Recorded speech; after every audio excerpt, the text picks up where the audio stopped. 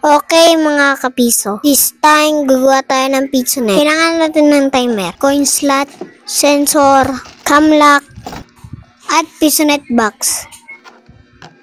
Putulin natin are.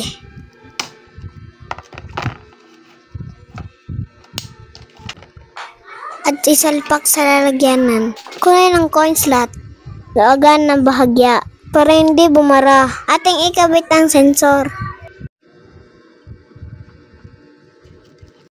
Isalpak na natin sa box. Pati are. Bunutin natin. Aring berde.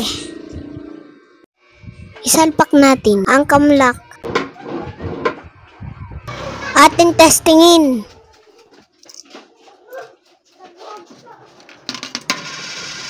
Wow!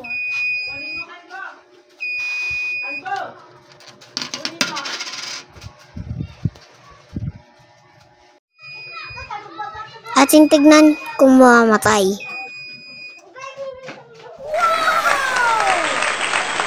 Pwede nang i-deliver. Share, subscribe naman dyan. Thank you for watching. God bless.